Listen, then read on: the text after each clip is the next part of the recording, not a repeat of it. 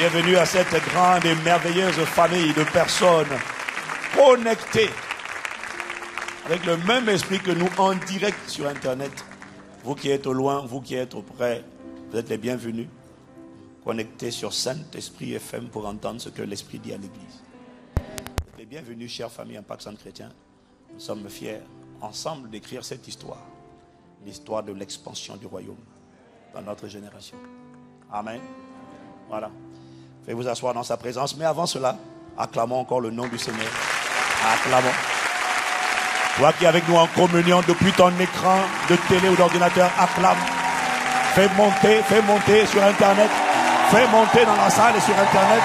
Que tes voisins se demandent que se passe-t-il dans l'appartement d'à côté. Pourquoi est-ce qu'il crie autant alors qu'il est seul? Tu dis sur Internet, devant ton écran, je suis en train de faire retentir les clameurs en son honneur. C'est le jour que le Seigneur a fait. Il a ordonné, chers voisins, que tous ceux qui vivent, respirent, louent. Voilà pourquoi, excusez-moi, voisins, je dois louer.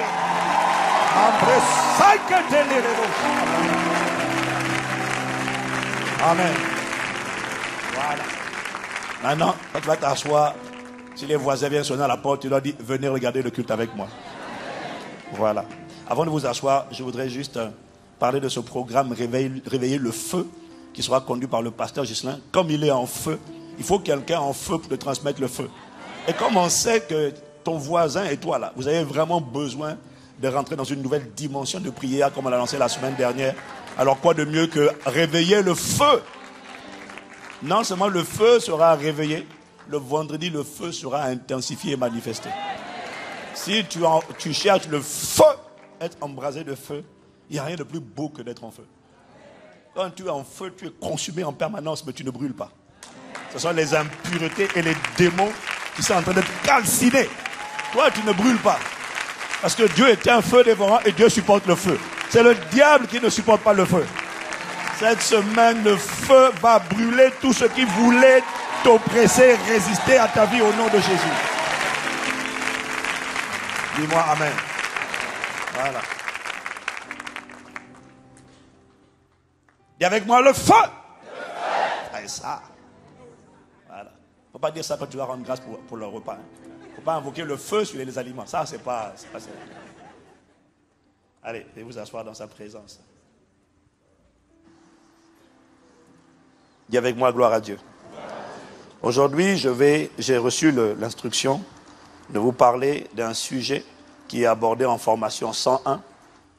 D'un sujet qui est abordé en formation 101 que beaucoup ont du mal à accepter à cause de la pensée humaine, des préjugés de la pensée humaine. Les hommes voudraient dire à Dieu comment il doit fonctionner et comment il doit penser et comment il doit se comporter.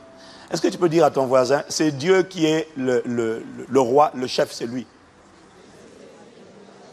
Dis, le créateur, c'est lui. Toi, tu es une créature.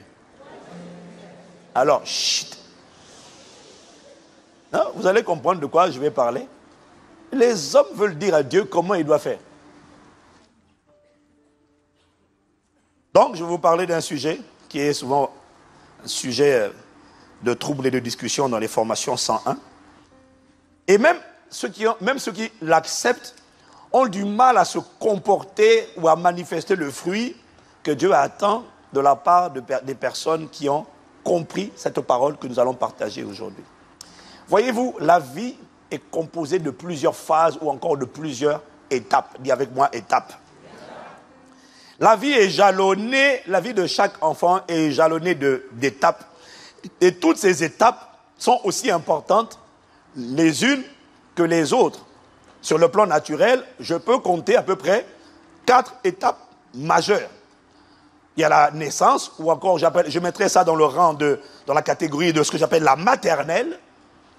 Est-ce que quelqu'un me suit? Il y a l'éducation, mais qui commence véritablement à partir du primaire. Donc on va dire l'école primaire, le collège, le lycée. Et pour ceux qui vont plus loin, l'université ou les études supérieures, tout ça, ça fait partie de l'éducation. C'est la période de la vie d'un enfant où l'enfant apprend à grandir, pas seulement physiquement, mais il apprend aussi à grandir en intelligence. Il apprend à grandir en sagesse. Il apprend à grandir en caractère, en moralité. Est-ce que quelqu'un me suit? C'est ce qu'on apprend à un enfant. C'est pour ça qu'on met l'enfant dans une plateforme appelée l'éducation. Donc, c'est une autre phase. Il y a la maternelle, il y a la partie de l'éducation, et puis il y a la troisième phase dans la vie naturelle, qui est la phase de la vie active, la vie professionnelle. L'éducation nous emmène jusqu'à la majorité, et après on passe à la vie active. La vie active, ou le travail, c'est la raison même de l'existence. C'est là qu'on commence à libérer le potentiel, c'est là qu'on commence à utiliser ce qu'on a absorbé, ce qu'on a appris, c'est là qu'on commence à déployer son potentiel, à mettre au service du monde et de notre génération les capacités acquises et apprises pendant la phase de l'éducation. C'est en travaillant que l'homme contribue, c'est à travers le travail que l'homme a l'occasion, l'opportunité d'écrire une histoire, d'écrire sa partition et de laisser une trace. Ça, c'est à travers le travail. Dis Amen. Et ensuite, il y a la quatrième étape, ou la quatrième phase, la quatrième étape, qui est ce que je dirais, ce que j'appellerais la phase de la retraite. Mais sachez que dans la pensée de Dieu, il n'y a pas la retraite, parce qu'en fait, on continue toujours de travailler. J'ai pas entendu? Ah quoi, tu voudrais arrêter de prêcher l'évangile à 60 ans et puis de dire Alléluia. Non, tous les jours de ta vie jusqu'à ce que tu quittes la terre, tu devras annoncer la bonne nouvelle du royaume, tu devras détruire les jougs, guérir les cœurs brisés, chasser les démons. Tant que tu auras la voix, tu auras la capacité de chasser les démons. Tant que tu auras une main, tu auras la capacité d'imposer les mains aux malades. Quel que soit l'âge, tu pourras imposer les mains au nom de Jésus. Je n'ai pas entendu? Ah. Je sens que quelqu'un a envie déjà. Tu n'as même pas commencé encore à travailler, tu as déjà envie de te reposer. Ça, c'est quelle affaire? Sans effet au nom de Jésus. Donc, la phase de la retraite sur le plan naturel, ce n'est pas la phase de la retraite en réalité. Dans la pensée de Dieu, je crois que la retraite correspond à la phase de vie où on ne se retire pas pour être mis dans un placard. Je crois que c'est simplement la phase où pendant le travail, on a travaillé. Pendant la retraite, on doit maintenant continuer de travailler, mais surtout accompagner afin d'assurer la transmission du relais aux générations futures. Afin de mettre les enfants qu'on a engendrés, on les met sur orbite afin qu'eux aussi se déploient. Parce que la réalité, la raison pour laquelle la retraite existe, c'est pour enseigner aux hommes qu'il existe une phase de ta vie qui viendra où tu devras diminuer et laisser propulser, monter les autres. Je n'ai pas entendu Amen. Ça, c'est la sagesse. Et je crois que c'est ça l'esprit même de la retraite. Ce qu'il y a derrière comme pensée, c'est apprendre à reculer, pas pour être rangé dans un placard, mais propulser les autres. Quelqu'un me dit Amen s'il me suit? Et voyez-vous, ça c'était sur le plan naturel. Et sur le plan spirituel, sur le plan de la vie chrétienne, nous devons savoir qu'une vie qui est bâtie par le Saint-Esprit, elle aussi a besoin de connaître des étapes. Elle est jalonnée d'étapes, de 3 étapes que chacun de nous doit expérimenter, doit parcourir, doit vivre s'il veut manifester une vie équilibrée, utile, déployée, efficace, productive, une vie qui glorifie Dieu. Il est indispensable de découvrir et de marcher avec Dieu en traversant 3 étapes. Ces 3 étapes dont je vais parler doivent être respectées. Parce que voyez-vous, la particularité des étapes, c'est que si, par exemple, dans le cadre d'un enfant, on rate l'éducation et qu'on va directement au travail, c'est compliqué. Quelqu'un me dit Amen? Il y a quelqu'un qui ne rate aucune étape. Les 3 étapes dont je vais vous parler, ce sont 3 étapes à l'école du Saint-Esprit. Ces 3 étapes doivent être scrupuleusement respectées parce que rater une des étapes, c'est rater les leçons, le contenu, le dépôt que cette étape est censée te transmettre. En fait, à chaque étape de la vie, il y a des dépôts, il y a des contenus qui doivent être téléchargés.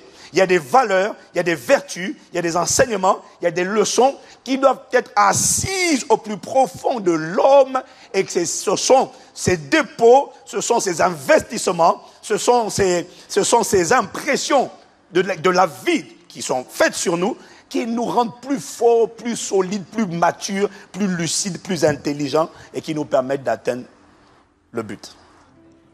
Est-ce que quelqu'un me suit? Si tu me suis, dis Amen. Dis encore Amen. Donc, je suis venu vous parler de 3 étapes qu'il est indispensable de vivre et de réussir à l'école du Saint-Esprit. Le titre de mon message, c'est les 3 étapes à vivre et à réussir avec le Saint-Esprit. Ou encore, j'aurais pu dire 3 étapes à vivre et à réussir à l'école du Saint-Esprit. Tu ne peux pas te permettre de rater une de ces étapes. Quelles sont ces 3 étapes? Demande-moi lesquelles. Ah, donc comme tu ne demandes pas, bah écoute. Ah, comme tu ne demandes pas. Ah, alléluia. Amen. 3 étapes à l'école du Saint-Esprit.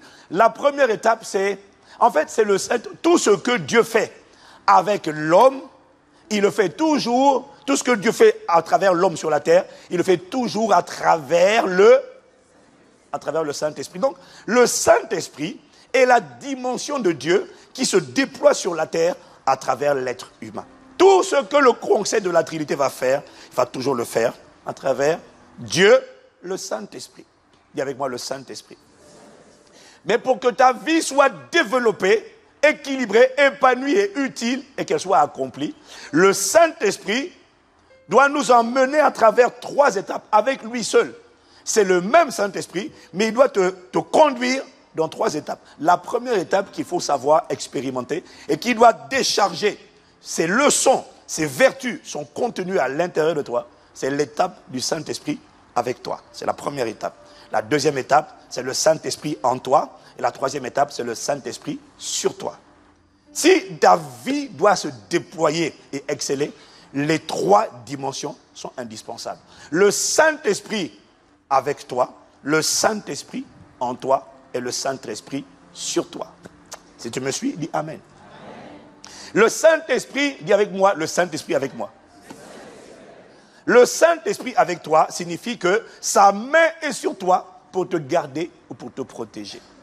Le Saint-Esprit en toi, c'est là, c'est le même Saint-Esprit, mais c'est là qui se fait appeler le consolateur. Celui qui assiste, celui qui t'aide, celui qui te soutient, celui qui t'éduque, celui qui te façonne, celui qui te fait grandir, celui qui fait de toi un enfant de Dieu, c'est le Saint-Esprit en toi. Tant que le Saint-Esprit n'est pas en toi, tu n'es pas enfant de Dieu. Tu peux être protégé. La Bible dit que lorsque tu es l'enfant de quelqu'un qui est croyant, lorsque quelqu'un dans un foyer, lorsque un seul des conjoints est croyant, les enfants sont déjà sanctifiés, mis à part. Tu vas comprendre que ça veut dire que le Saint-Esprit est avec eux. Mais il n'est pas en eux parce qu'ils ne sont pas encore nés de nouveau. Est-ce que quelqu'un me suit?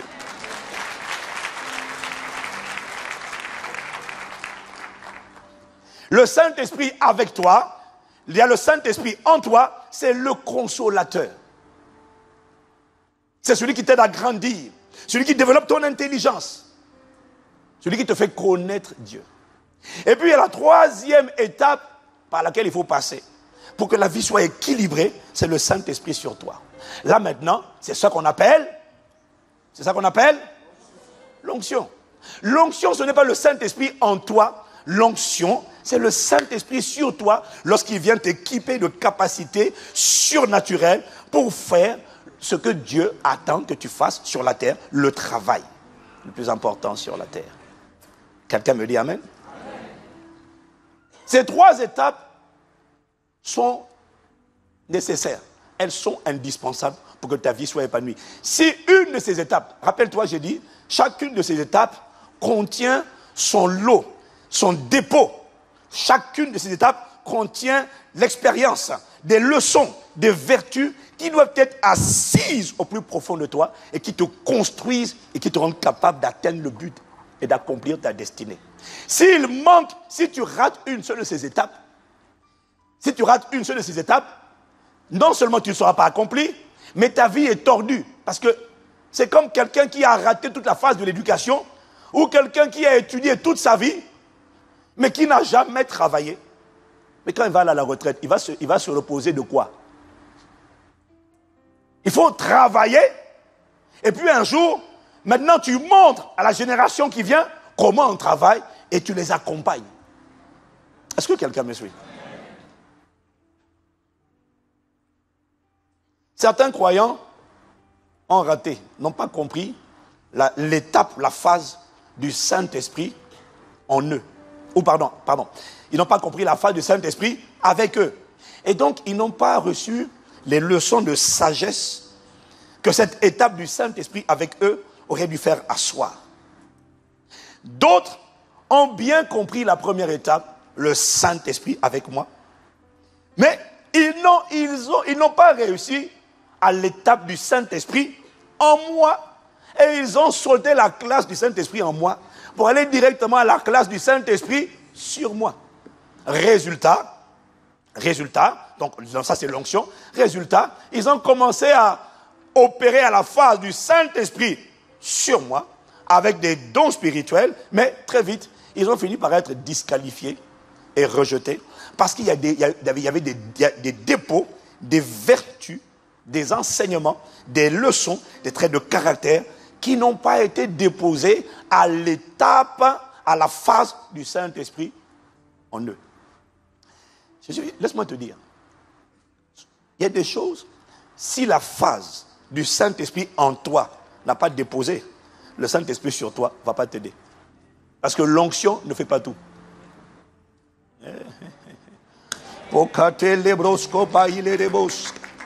Quelqu'un me dit amen? Donc il y a des gens qui ont sauté la deuxième phase, le Saint-Esprit en eux, parce que beaucoup de chrétiens ne la valorisent pas. Parce qu'elle n'a pas l'air spectaculaire, mais elle est ô combien utile et salvatrice. C'est ça qui garantit la pérennité, la longévité dans la marche avec Dieu. Je n'ai pas entendu amen. Donc il y a des gens qui sont arrivés aux dons spirituels, aux exploits, avec Dieu. Mais ils ont fait comme un enfant qui passe de la phase maternelle directement à la phase de la vie professionnelle. Tu as déjà vu un enfant qui quitte la maternelle dans son système de pensée, pas dans son âge physique, dans son système de pensée, et quitte la maternelle, il rate l'éducation, et puis il va directement au travail. C'est ce qu'on a dans plusieurs pays, où tu as des dirigeants, chefs d'entreprise, directeurs d'institutions publiques, ministres. Le gars, il ressemble à quelqu'un qui a quitté, enfin, dans son système de pensée, la maternelle, il est directement allé au travail. Il a le pouvoir, il a l'argent, il a l'autorité, mais il n'a pas l'éducation. Il n'a pas l'éthique, il n'a pas les valeurs, il n'a pas le caractère, il ne sait pas construire, il ne sait pas aimer, il ne sait pas développer son pays, il ne sait pas développer son entreprise. Tout ce à quoi il pense, c'est miam, miam, miam, miam. Ça, c'est la maternelle. Parce qu'à la maternelle, tout ce qu'on sait faire, c'est manger. On va à l'école, on mange, on revient, on mange. Ton job, c'est manger. Arrête de manger!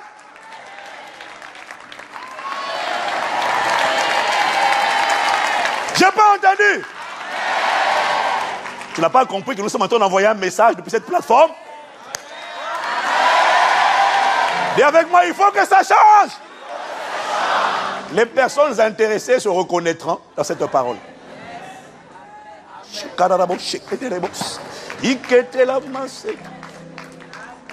J'aime bien distinguer des petits pics comme ça. Je suis très regardé à la télévision dans plusieurs pays, donc les personnes identifiées se reconnaîtront. Wow. Ceux qui ont raté l'étape du Saint-Esprit en eux, dis à quelqu'un, ne rate pas cette étape. Ont raté la croissance spirituelle, ont raté la maturité spirituelle, ont raté le renouvellement de l'intelligence. Et vous allez voir quand on va développer ça, à quel point c'est nécessaire, à quel point c'est profond et c'est subtil. Et ce sont des personnes, ceux qui ratent l'étape du Saint-Esprit en eux, ce sont des personnes qui, malgré l'onction, finissent par ressembler à des bandits, à des voyous, à des malfrats, alors qu'ils auraient dû ressembler à Christ. Pourquoi? Ils ont raté la phase du Saint-Esprit en eux. Ils ont vite couru à la phase du Saint-Esprit sur eux. Tu vois pourquoi c'est indispensable de réussir toutes les étapes, de les traverser et de laisser chaque étape asseoir en toi ce qu'elle doit nécessairement asseoir afin de t'assurer la longévité dans ta destinée. Je déclare que tu y arriveras au nom de Jésus. Et je prie pour toi que tu réussisses ces 3 étapes par la grâce de Dieu et l'assistance du Saint-Esprit au nom de Jésus. Dis-moi un meilleur amen. Amen. Donc, ce que je vais voir avec vous aujourd'hui, c'est la première étape. L'étape du Saint-Esprit avec vous. Dis avec moi, le Saint-Esprit avec moi.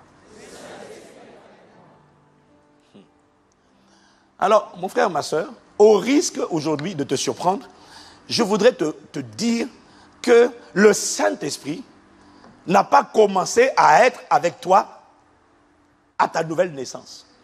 Non. Le Saint-Esprit a commencé à être avec toi et moi bien avant ta nouvelle naissance. Il y a des choses que tu penses avoir compris parce que tu les as déjà entendues. Mais la preuve de ce que tu les auras compris, c'est le comportement dont je parlerai à la fin de mon message. Lorsqu'il est manifesté, tu pourras dire j'ai compris. Tant que les leçons, le dépôt n'apparaît pas, tu n'as pas compris la leçon et tu n'as pas réussi l'étape. Beaucoup de gens croient avoir réussi l'étape, mais ils n'ont pas réussi. Ils ont entendu la parole, mais ils n'ont pas réussi l'étape. Je prie que tu réussisses au nom de Jésus. Et avec moi encore, le Saint-Esprit avec moi. Le Saint-Esprit avec toi n'a pas commencé à ta nouvelle naissance. Il a commencé bien avant ta nouvelle naissance. Jean chapitre 14, verset 17, voilà ce que dit le Seigneur à ses disciples. Il leur parle du Saint-Esprit et il leur décrit le Saint-Esprit comme étant l'Esprit de vérité que le monde ne peut recevoir parce qu'il ne le voit point et ne le connaît point. Mais vous le connaissez car il demeure avec vous et il sera en vous. Pour l'instant, il demeure avec vous, mais il n'est pas encore en vous. Quand il sera en vous, vous serez nés de nouveau. Je n'ai pas entendu. Quand il sera en vous, vous serez nés de nouveau. Ça veut dire que Jésus leur révèle que le Saint-Esprit était déjà avec eux, mais il n'était pas encore en eux. Dire que le Saint-Esprit était déjà avec toi avant ta nouvelle naissance signifie simplement, comme je l'ai dit tout à l'heure, que la main du Seigneur était déjà sur toi pour te protéger, pour te garder jusqu'au minimum, jusqu'au jour où tu entendrais parler de lui, où tu recevrais la parole et la parole ferait de toi un enfant de Dieu. Tant que tu n'es pas devenu un enfant de Dieu, le Saint-Esprit, Dieu, le Saint-Esprit, était obligé de te garder jusqu'à ce que tu rencontres le Seigneur dans ta vie. Il dit à travers Jérémie, dans Jérémie chapitre 1, verset 5, « Avant que je t'eusse formé dans le ventre de ta mère, je te connaissais. Et avant que tu fusses sorti de son sein, je t'avais consacré, je t'avais établi prophète des nations. » Quelqu'un me dit Amen. Ce que Dieu dit à Jérémie, il ne le dit pas qu'à Jérémie, il ne le dit pas à tous les enfants, il ne le dit pas à toutes les créatures qui vivent sur la terre, non. Il ne le dit pas à tous les êtres humains, mais ce que Dieu dit à Jérémie, il le dit à tous ceux qui un jour ou un autre ont fini par croire en lui. Qu'est-ce qu'il leur dit? En fait, avant que tu ne sois même conçu dans le ventre de ta mère, avant que ton père et ta mère se soient même rencontrés, je te connaissais. En hébreu, c'est Yada. C'est le même mot qui est utilisé pour dire « Et Adam connut sa femme Ève ». Tu me suis dit Amen. Et avant que tu fusses sorti de son sein, je t'avais consacré.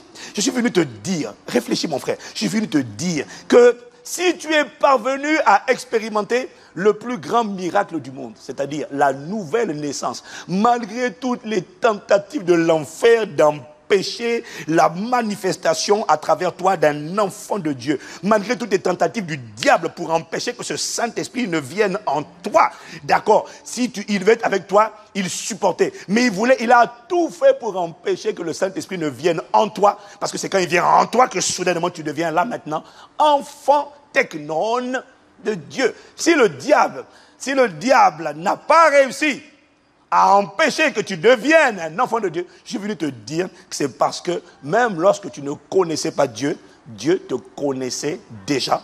Et il avait sa main sur toi avant ta nouvelle naissance.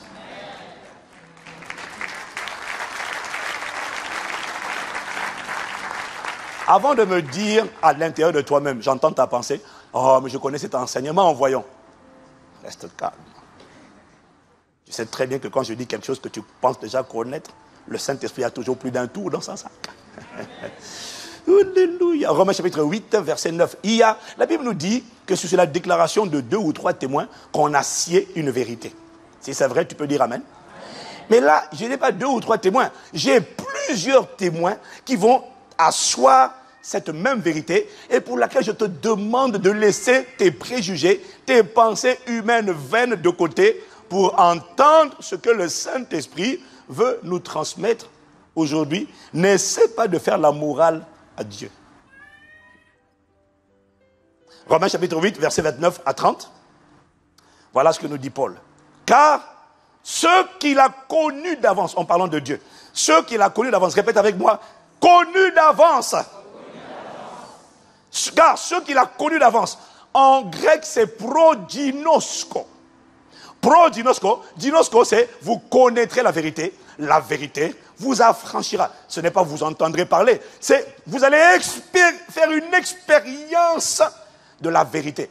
Ginosko c'est le mot, c'est le même mot, c'est le mot grec dans l'équivalent en hébreu est le mot yada. Dis-moi amen. Car ceux qu'il a connus d'avance, en grec il dit proginosko, ça veut dire ginosko en amont, en avant, de manière auparavant. Ah Seigneur, aide-moi à expliquer ça. Car ceux qu'il a connus d'avance, ça veut dire ceux avec qui il avait une relation, il avait une communion. Quand il fut un temps, il dit ces gens-là, une catégorie de personnes appelées les connus d'avance. Ceux-là, il les a aussi prédestinés ou encore destinés en avance ou d'avance à être semblable à l'image de son fils, afin que son fils fût le premier-né entre plusieurs frères. Il est en train de parler de ceux qui ont cru, mais il explique que ceux qui ont cru, ce sont ceux qui ont été connus d'avance, et ceux-là, ils ont été prédestinés. Voilà pourquoi quand, au final, à la fin de ton histoire, tu ne ressembles pas à Christ, il y a un désordre quelque part. Parce que le but de la prédestination, il les a prédestinés afin qu'ils deviennent semblables. Voilà pourquoi toi et moi, nos vies sont obligées, notre caractère, notre témoignage est obligé de ressembler à celui de Christ. C'est obligé. C'est obligé. Sinon, c'est du désordre. Le désordre ne sera pas trouvé ni dans ma vie, ni dans ta vie, au nom de Jésus. Je ressemblerai à Christ. Je révélerai, je reflèterai Christ. Parce que c'est ça le but, la pensée de Dieu au commencement. Ceux qu'il a connus d'avance, il les a aussi prédestinés à être semblables à l'image de son fils, afin que son fils fût le premier de nos plusieurs frères. Et ceux qu'il a prédestinés, ceux qu'il a destinés d'avance, il a créé une trajectoire pour eux. Il dit, il les a aussi appelés. Et ceux qu'il a appelés, il les a aussi justifiés. Et ceux qu'il a justifiés, il les a aussi glorifiés. Waouh!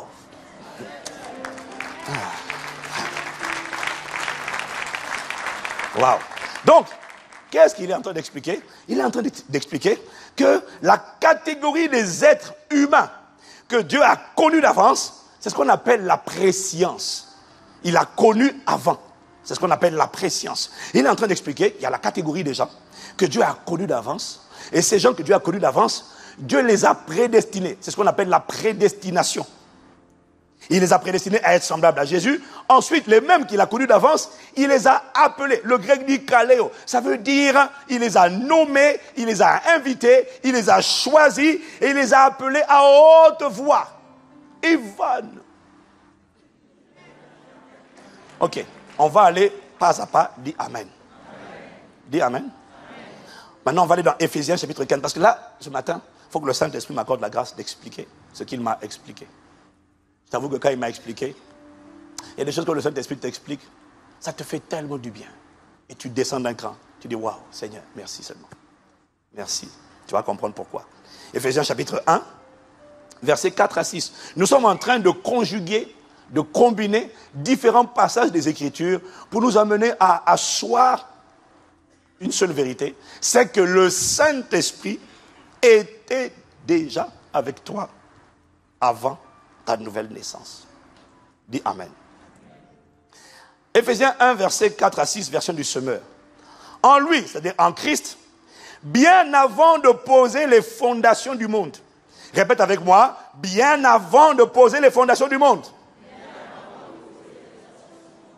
Plus fort. Plus fort encore. Bien avant de poser. Je dis de répéter pour que tu comprennes ce qui va suivre. Bien avant de poser les fondations du monde, il dit, il nous avait choisis pour que nous soyons saints et sans reproche devant lui. Et puisqu'il nous a aimés, quand? Bien avant de poser les fondations du monde, il nous avait choisis pour que nous soyons saints et comme Jésus. Ensuite, il continue. Puisqu'il nous a aimés, il nous a destinés d'avance à être ses enfants qu'il voulait adopter par Jésus-Christ. Voilà ce que dans sa bonté, il a voulu pour nous, afin que nous célébrions la gloire de sa grâce qu'il nous a accordée en son bien-aimé. Quelqu'un me dit Amen. Et avec moi, waouh. Qu'est-ce que Paul est en train d'expliquer ici? Rappelez-vous, Paul est celui qui a écrit 2 tiers du Nouveau Testament. Paul est celui qui a écrit, qu'en lisant quelques lignes, vous pouvez vous faire une idée de l'intelligence, de la compréhension, de la profondeur que j'ai du mystère de Christ. Paul explique ici que bien avant de poser les fondations du monde, si tu es croyant, il parle aux Éphésiens, il parle aux croyants, il parle à ceux qui sont nés de nouveau. Maintenant, il leur révèle qu'en fait, vous savez, vous êtes nés de nouveau, vous dites Amen. Ah, je suis né de nouveau par la grâce de Dieu, je suis né, c'est formidable. D'accord. Mais est-ce que vous savez que bien avant de poser les fondations du monde, vous avez été choisis. Dis avec moi, choisis. J'ai regardé pour toi. Ah, Seigneur. Choisi, c'est le mot grec eklogomai. Ça veut dire se choisir pour soi-même ou encore choisir parmi plusieurs. Ah.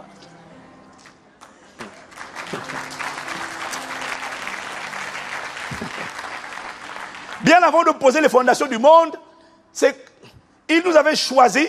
Pourquoi il nous avait choisis? Puisqu'il nous a aimés. C'était la motivation. Dis Amen. Alors il nous a destinés d'avance à être ses enfants d'adoption. Waouh. Dis avec moi, waouh. Dis avec moi, waouh. Qu'est-ce qu'il est en train de dire? Voilà ce que le Saint-Esprit m'a dit. Il m'a dit, c'est pour ça qu'il m'a fait lire bien avant de poser les fondations. Il m'a demandé à quel moment un architecte pose les fondations pour construire. Je vais te répondre. Il m'a dit, l'architecte pose les fondations lorsqu'il a tout achevé. Un architecte ne pose pas les fondations d'un bâtiment tant qu'il n'a pas fini le bâtiment. Dans sa pensée. Tant qu'il n'a pas conçu, créé.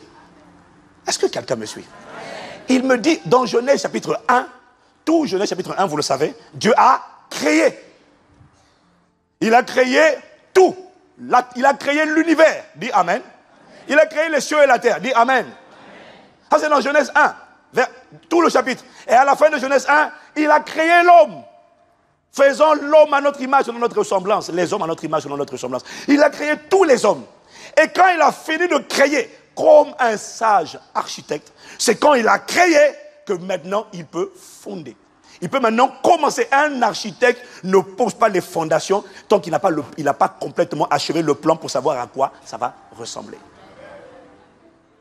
Et Genèse chapitre 2, c'est le livre qui parle maintenant, pas de la création, mais de la manufacture. C'est-à-dire que là, Dieu a commencé à manifester à l'extérieur ce que Dieu avait fini d'achever dans l'invisible. Dieu a commencé maintenant à le manifester dans le visible. Et il m'a dit, c'est là que j'ai commencé à poser les fondations. Mais il m'a dit, bien avant de poser les fondations, c'est-à-dire de manifester la lune, le soleil, les étoiles que j'avais créées. J'avais tout créé en Genèse 1, mais en Genèse 2, c'est là que maintenant je suis passé à la manifestation visible. Avant de faire ça, il dit, avant de poser les fondations, j'avais, c'est ce que Paul nous dit, il avait choisi. Il nous avait choisi. En fait, c'est comme si, avant d'envoyer tous les êtres qui ont été créés en Genèse 1, 26, tous ceux qui ont été créés en Genèse 1, 28, avant de les envoyer dans un seul corps, ça c'était maintenant dans le visible, dans un seul corps appelé Adam. Avant de les envoyer tous les êtres humains en Adam, c'est comme si, avant de les envoyer en Adam, Dieu dit, Ivan, je mets de côté. Modestine, de côté. Jacques, de côté. Peggy, de côté. Je vais tous les envoyer. Mais il y en a, parmi ceux que j'envoie, il y en a, je tire du lot, je les mets de côté. Mais pourquoi je les mets de côté? Je ne sais pas. Parce que eux, je les ai aimés. Waouh.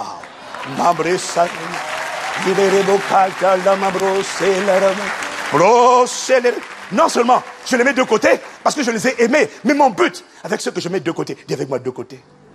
Fais comme ça, de côté. Dis ton prénom et tu dis de côté. Dis ton prénom, tu dis de côté.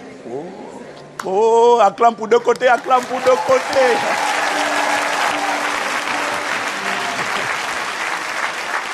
d'abord de côté.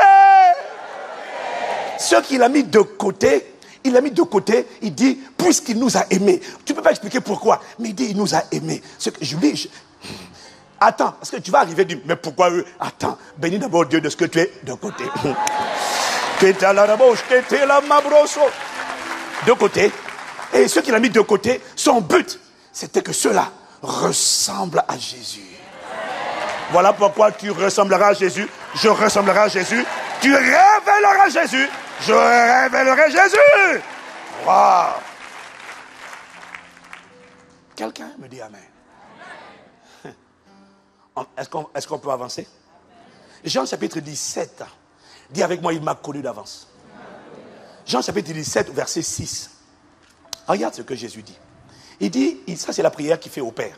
Il dit, je fais connaître ton nom aux hommes que tu m'as donnés du milieu du monde. Ils étaient à toi. Et Père, tu me les as donnés. Jésus révèle que les hommes qui ont marché avec lui, il dit, je leur fais connaître ton nom. Ils étaient à toi, tu me les as donnés. Ils étaient à, ça veut dire qu'ils appartenaient déjà à Dieu. Quand? Avant la fondation du monde. C'est ce qu'on appelle la préscience, proginosko. Et ces notions travaillent ensemble. La préscience, la prédestination, l'élection, et cette thématique de la prédestination ou de la préscience ont toujours été parmi les théologiens, les commentateurs bibliques, l'objet de toutes sortes de polémiques. Parce que les hommes, en lisant la Bible, ont dit non, il y a un problème, votre honneur. Non, nous ne sommes pas d'accord. Ils n'étaient pas d'accord avec la parole de Dieu que Paul a annoncée. Alors certains ont trouvé toutes sortes de raisonnements. Et la vérité, c'est qu'il faut avoir reçu de Dieu un réma, une révélation pour oser enseigner ce genre de choses. Et il m'a parlé. Tu sais, quand Dieu m'a parlé, je suis très confiant. Quand le Saint-Esprit m'enseigne, je suis très confiant. Attends seulement la fin avant de me jeter les pierres.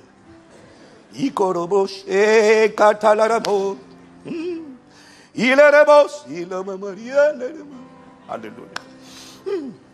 Donc je disais que cette thématique a fait l'objet de plusieurs polémiques. Les gens disent non, c'est pas juste. Et Paul, dans Romains 9, à partir du verset 14, vous pourrez lire tout le contexte, tout le texte à la maison. Mais Paul a conclu ce débat. Paul a conclu cette polémique, vous allez remarquer avec moi tout à l'heure, non en s'excusant, mais en concluant, en indiquant simplement à ceux qui le lisaient, excusez-moi, mesdames et messieurs, une chose que vous ne savez pas à propos de Dieu, c'est que c'est le Créateur. Ça c'est un. Et un Créateur fait toujours ce qu'il veut avec sa création. Il est comme le potier, qui, avec la même pâte, fabrique plusieurs vases. Certains vases fabriqués par un potier, c'est un fabricant, c'est un créateur. Un créateur a la particularité d'être souverain. Et un créateur a la particularité de vouloir faire ce qu'il veut. Quand c'est le potier, il fait ce qu'il veut avec son argile. Alors tu vas te rendre compte que chez un potier, il y a plusieurs sortes de vases. Il y a ce qu'on appelle des vases d'honneur, mais aussi il y a ce qu'on appelle des vases vils, des brouillons. Il y a des vases sur lesquels il a essayé, ça ne s'est pas bien passé. Ou alors il y a des vases qu'il a commencé, c'est pas bien abouti. Il y a des vases qui sont destinés à la casse, à la poubelle. Il fait ce qu'il veut. Et puis il y a des vases qui finissent sur la vitrine, afin d'être des modèles d'exposition, afin d'être pris par les consommateurs et agréés par les consommateurs. Est-ce que tu peux aller demander au potier, est-ce que tu entends le vase dire au potier, mais pourquoi est-ce que moi vous avez voulu faire un homme, moi c'est gros nez comme Pinocchio, pourquoi? Le potier va dire, je dessine ce que je veux dessiner, je suis un artiste, un créateur. Romains chapitre 9, versets 14 à 15. Verset du semeur. Mais alors, que dire? Dans ce texte, il commence par, y aurait-il de l'injustice en Dieu? Si Paul commence par « Dieu serait-il injuste ?» ça veut dire qu'il sait qu'il y a des gens qui vont écouter son argumentation, qui vont dire « Mais ce n'est pas juste. » Si tu me suis dit amen. Paul sait, s'il dit « Dieu est-il injuste ?» ça veut dire qu'il y a des gens qui vont dire « Mais non, ce n'est pas juste. » En disant « Ce n'est pas juste », tu essaies de donner la leçon à Dieu. Donc c'est toi qui dis à Dieu comment il doit penser. Dis avec moi, c'est un créateur. Tant que tu n'as pas intégré le côté créateur et il est souverain, tu ne vas pas aimer cette parole. Mais à la fin, tu vas l'aimer au nom de Jésus. Donc Paul commence par, Dieu serait-il injuste? Loin de là, il répond non. Car il a dit à Moïse, je ferai grâce à qui je vais faire grâce. J'aurai pitié de qui je vais avoir pitié. C'est comme si tu demandais à un chef d'État, mais pourquoi à lui vous accordez la grâce présidentielle et pas à l'autre? Le chef d'État va te dire, mais la grâce, c'est moi qui accorde la grâce sur la base de ma volonté souveraine. Dis Amen. Verset 16. Cela ne dépend donc ni de la volonté de l'homme, ni de ses efforts, mais de Dieu qui fait grâce. Dans l'Écriture, Dieu dit au Pharaon, voici, je t'ai fait parvenir où tu es pour montrer en toi ma puissance et pour que sur la terre entière, on proclame qui je suis. C'est-à-dire, je me suis créé un punching ball pour cogner dessus, pour que les gens voient comment je peux cogner sur quelqu'un. Ok, ça c'est ma parenthèse. Ok. Aïe, aïe, aïe, aïe, aïe. On est où? Donc, pour montrer en toi ma puissance et pour que sur la terre entière, on proclame qui je suis. Ainsi donc, Dieu fait grâce, et il insiste, à qui il veut, et il endurcit qui il veut. Tu vas me dire, pourquoi alors Dieu fait-il encore des reproches? Car qui a jamais résisté à sa volonté? Dis Amen. Maintenant, regarde ce que dit Paul. Regarde la réponse. Mais, et là il te pose maintenant la question. Mais qui es-tu donc, toi, homme, pour critiquer Dieu? Il sait qu'à partir de cette réflexion, à partir de cette argumentation, les gens vont critiquer. Il dit, mais qui es-tu, toi, moustique, pour critiquer Dieu? L'ouvrage demandera-t-il à l'ouvrier? Pourquoi tu m'as fait ainsi? Le potier n'a-t-il pas le droit, à partir du même bloc d'argile, de fabriquer un pot d'usage noble et un autre pour l'usage courant? L'usage noble, ça c'était moi, ça. Alléluia. C'est toi aussi au nom de Jésus. C'est pour celui qui croit et qui reçoit la parole. Et qu'as-tu à redire si Dieu a voulu montrer sa colère et faire connaître sa puissance en supportant avec une immense patience ceux qui étaient des objets de sa colère, tout prêt pour la destruction? Oui. Qu'as-tu à redire si Dieu a agi ainsi pour manifester la richesse de sa gloire en faveur de ceux qui sont les objets de sa grâce, c'est-à-dire moi, ceux qu'il a préparés d'avance pour la gloire? C'est ainsi, c'est nous qui sommes les objets de sa grâce, nous qu'il a appelés, non seulement d'entre les juifs, mais aussi d'entre les non-juifs. Waouh! Quelqu'un me dit amen. Tu me diras, mais pasteur, ce que tu essaies de dire là, je ne sais pas, je perçois où tu vas mener là. Mais comment se fait-il, pasteur? Ce que tu dis là est grave. Et ma réponse, c'est la réponse de Paul. Il dit, Dieu est souverain et il fait ce qu'il veut. Et quand le Seigneur me parlait de ça, il m'a dit, regarde les constructeurs automobiles. Regarde, prends l'exemple de Mercedes. Bon, pas Renault, Mercedes. Prends l'exemple de Mercedes. Il me dit, un fabricant de voitures, il fait ce qu'il veut. Est-ce que tu sais que toutes les voitures que Mercedes fait ne sont pas mises en vente? Il y a des voitures qui sont fabriquées par Mercedes uniquement pour servir de crash test, pour permettre de tester la résistance du véhicule. Il fait une voiture complète, mais qui ne sera jamais mise chez un concessionnaire. Il y a des voitures qui servent uniquement pour les expérimentations. Et quand elles ont fini l'expérimentation, la voiture, on la cogne, parce que c'est ça le crash test. On cogne pour tester, on cogne, et juste après, sa direction, c'est la fourrière, à la casse. Elle ne va jamais rentrer dans un magasin, elle ne sera jamais mise devant une vitrine. Donc, tu t'imagines un peu la voiture dire à Mercedes, pourquoi pas moi sur la vitrine? Maintenant, toi, quand tu es le défenseur des voitures, pourquoi des voitures qui vont servir de crash test? Pourquoi ne pas toutes les faire, les mettre sur la vitrine? Le Mercedes te dit, mais je fais ce que je veux. Donc, il y a des modèles qui finissent en crash test à la fourrière. Il y en a, on les met sur la vitrine afin qu'elles soient achetées, afin qu'elles soient consommées, afin qu'elles soient agréées par des utilisateurs. Et quand les utilisateurs vont apprécier la qualité de Mercedes, la voiture va révéler ainsi la splendeur et la beauté, la gloire de la marque Mercedes. Certains modèles sont faits pour la gloire, d'autres modèles sont faits pour la grâce. Mercedes est souverain. C'est un créateur. Normalement, je devrais voir sur ton visage l'expression de quelqu'un qui dit seulement « Oh, merci Seigneur ». Mais je te sens plus dubitatif que reconnaissant. Ton regard est comme ça. Son regard veut dire que toi, tu n'as pas compris et l'étape du Saint-Esprit avec toi, tu n'as pas bien compris. C'est pour ça que ton visage n'a pas encore changé. Mais d'ici quelques minutes, il va changer. Ton voisin a envie d'acclamer, mais comme il a vu que tu n'acclamais pas, il s'est dit, oh là là, l'atmosphère est à la méditation. Je tiens à te dire que je suis détendu, calme, serein et relax lorsque la salle est aussi calme, parce que je vois bien qu'il y a un esprit de méditation. Ton voisin est en train de réfléchir. Dis avec moi, il m'a connu d'avance. Parce que si tu n'admets pas cette vérité que nous sommes en train d'expliquer à travers plusieurs passages des Écritures, il y a des passages que tu ne pourras pas expliquer. Tu ne pourras pas les expliquer. Jean chapitre 15, verset 16. Jean 15, verset 16. Voilà, ça c'est le Seigneur qui parle. Il dit, ce n'est pas vous qui m'avez choisi.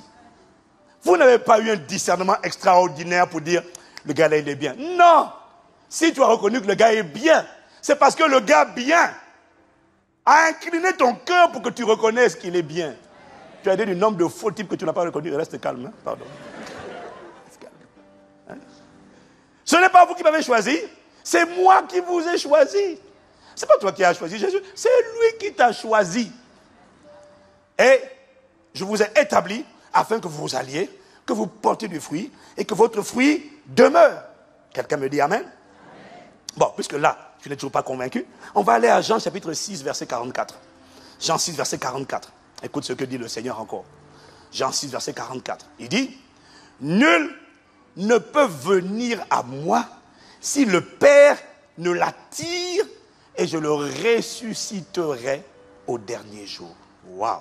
Vous savez, il y a des textes qu'on lit vite, on ne fait pas attention, jusqu'à ce que le Saint-Esprit vous amène à revenir sur le même texte et puis à le relire encore un peu plus en profondeur. Il dit, nul ne peut venir à moi si le Père ne l'attire. Ça veut dire, nul ne peut venir à moi de sa propre initiative, avec sa propre intelligence, avec sa propre sagesse. Tu ne peux pas dire, ah, moi je suis, tu sais, moi j'ai eu l'intelligence, moi j'ai eu le discernement, j'ai eu la sagesse de croire en Jésus-Christ de Nazareth. Maintenant je suis né de nouveau, tu sais, c'est parce que j'ai discerné que c'était là le chemin. Non! Jésus dit non, tu mens. Tu n'as pas compris. Tu ne peux pas venir à moi si le Père ne t'attire. Pourquoi? Parce qu'avant que le Père ne t'attire, tu étais spirituellement mort. Or, quelqu'un qui est mort est mort. Un mort ne peut pas revenir à la vie lui-même. Parce qu'un mort est mort. Il a besoin que quelqu'un le ramène à la vie. Tu ne peux pas être revenu à la vie de ta propre initiative. Ce n'est pas possible. Pourquoi?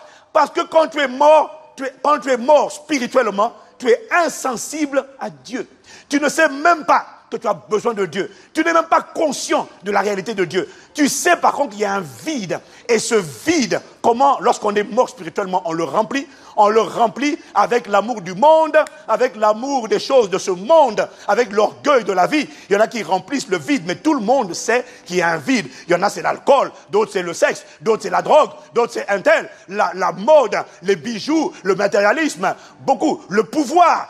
Toutes ces choses, beaucoup les utilisent pour essayer de combler un vide qui se trouve à l'intérieur d'eux. Le jour où tu réalises que tu as besoin de Dieu, Ce n'est pas parce que soudainement, tu es devenu intelligent. Non, puisque tu étais mort. Le jour où tu réalises que tu as besoin de Dieu, ce jour-là, c'est parce que Dieu, dans sa miséricorde et sa volonté souveraine et sa bonté, a décidé de pincer ton cœur qui était endurci, de pincer un tout petit peu, afin que soudainement, là où tu ne le cherchais pas, tu commences tout à coup, brusquement, sans avertir, à te poser la question de « Mais est-ce que Dieu existe ?»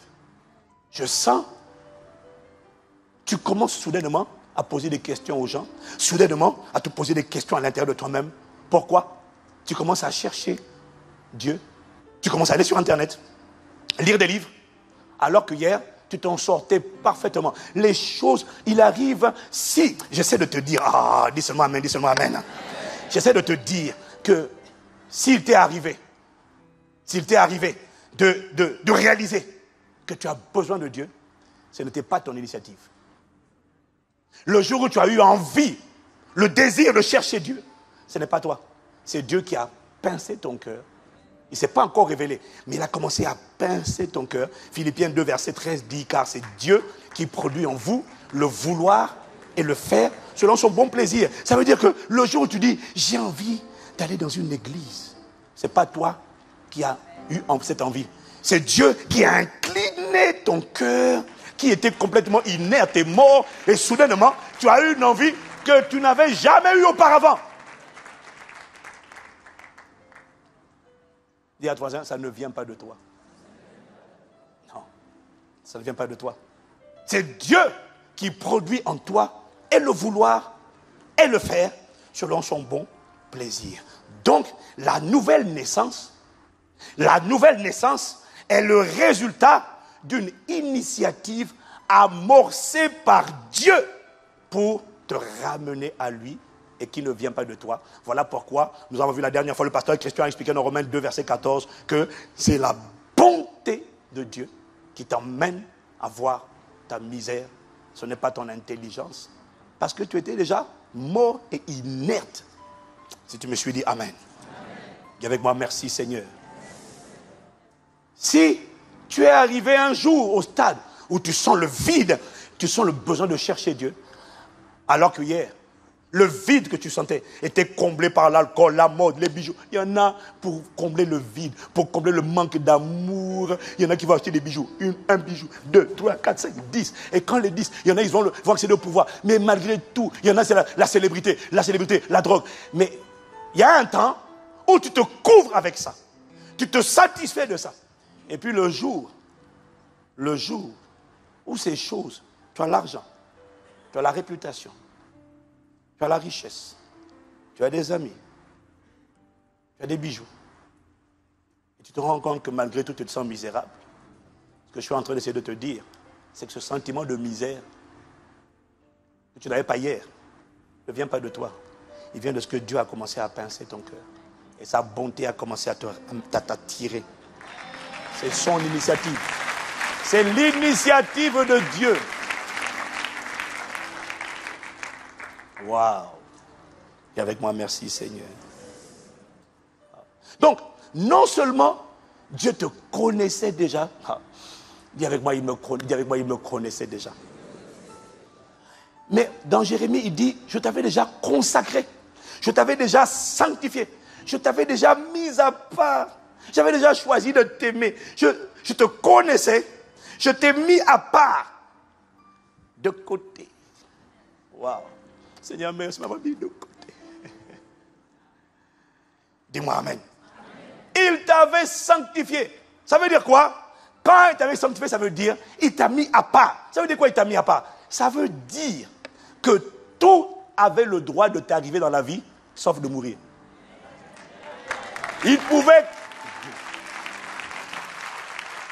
Ça veut dire que comme Job, Satan, en fonction des choix des parents, qui parfois sèment des malédictions pour les enfants, Satan pouvait accabler, tourmenter, ronger. Il n'y a pas de problème. Mais comme Job, il n'avait pas le droit de toucher l'âme et de te faire mourir.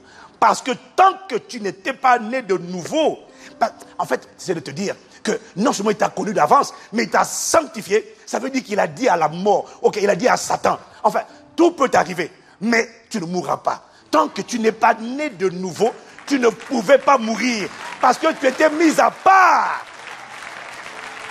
Voilà pourquoi tu as grandi dans des conditions compliquées. Tu as grandi des fois dans une extrême pauvreté. Des enfants comme toi ont été emmenés à l'hôpital. Certains sont morts. Il y a eu des épidémies. Et tu n'arrives toujours pas à expliquer comment toi, à chaque fois, pourquoi tu es encore vivant. Il ne pouvait pas. Pourquoi? Tu étais mis de côté. Et quand tu étais mis de côté, l'Esprit de Dieu veillait sur ceux qu'il a mis de côté. Oh! Dis avec moi, de côté! Tu ne pouvais pas. C'est pour ça que il y a la maladie physique qui essaie de t'atteindre. Mais ce n'est pas tout. Les esprits de mort, même quand tu n'étais pas converti. Tu as eu une idée du nombre de gens qui étaient en bonne santé, qui soudainement sont morts comme ça. Même quand tu n'étais pas né de nouveau. L'esprit de mort est venu. Il a fait rage. Mais bizarrement sur toi, le même esprit de mort a tout fait pour te tuer. Mais il n'a jamais réussi. Je suis venu te dire que ce n'est pas le fruit du hasard. C'est parce que le Saint-Esprit était déjà avec. Oh. Il était avec. Il n'y a pas de hasard. Il était avec. Paul dit, dans Galates 5, 1, Galates 1, verset 15 à 16. Mais lorsqu'il plut, lorsque ce fut le plaisir de celui qui m'a mis à part, il parle de Dieu, celui qui m'a mis à part dans le sein de ma mère, lorsqu'il plut à celui qui m'avait mis à part dans le sein de ma mère, tu vois, Paul dit encore la même chose, il m'avait mis à part dans le sein de ma mère. Je ne le connaissais pas, mais lui, il me connaissait. Et qui m'a appelé, par sa grâce, lorsqu'il lui plut, de révéler en moi son Fils, afin que je l'annonçasse parmi les païens. Aussitôt, je ne consultais ni la chair, ni le sang. Paul dit, lorsqu'il plut à celui qui a... Ça veut dire que, même lorsque Paul est venu à Christ, ça veut dire qu'à un moment donné, Dieu voyait les agissements de Paul, mais à un moment donné, Dieu a dit, maintenant, je me révèle à lui. L'initiative, lorsqu'il plut à celui qui m'a mis à part.